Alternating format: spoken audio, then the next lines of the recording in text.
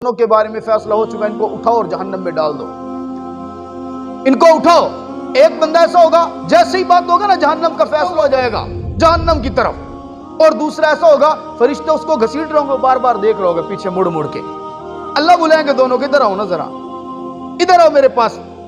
जी अल्लाह जानते हैं, दिलों के हाल से वाकिफ हैं। जानने के बाद पूछोगे हाँ भाई वो जहन्नम है, हलवा थोड़ी मिलेगा वहां पे, वो जहन्नम है भाई, वहां तुझे भेजा जा रहा, तू भागता हुआ जा रहे, वो कोई लुत्फ की जगह तो नहीं है।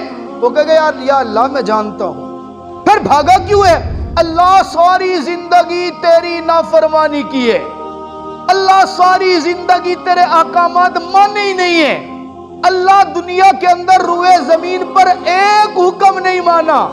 आज तूने कहा चल जहन्नम में, मैंने कहा चलो जहां नाफरमानियां इतनी की है एक तो फर्मा बरदारी कर दूं ना, और एक काम तो ऐसा कर लूं कि रब का दिल खुश हो जाए। बस आपका हुक्म मानते मैं भागता हुआ जहन्नम की तरफ चला गया।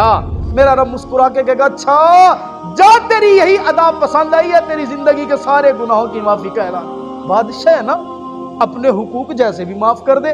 और दूसरे बंदे से पूछेंगे हाँ भाई तू क्यों नहीं भागा, बार बार पीछे मुड़ मुड़ के क्यों देख रहा था? वो कहेगा अल्लाह मैंने सुने तेरी रहमत तेरे गजब के ऊपर हावी आ जाती है। अल्लाह मैंने तो सुने कि तू तो माफ करने वालों में से है। अल्लाह मैंने तो सुने तू गफ्फार है। अल्लाह मैंने सुने तू सत्तार है।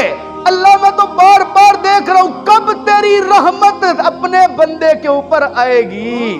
मेरा रब फरमाएगा अच्छा जहन्नम का फैसला होने के बावजूद तुझे अगर मेरी रहमत की तलब है ना, आ फिर मेरा फैसला सुन, जा तेरे सारे गुनाहों की माफी का ऐलान कर दे। आखिरी पल है, आखिरी फैसला हो गया, फैसला हो गया।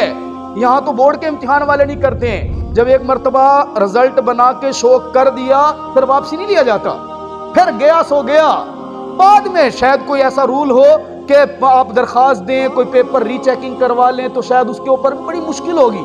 लेकिन अल्लाह ने फैसला कर दिया, जहन्नमी बना डाला, भेज भी दिया, और उसके बावजूद अदा पसंद आई तो मगफिरत का ऐलान कर दिया।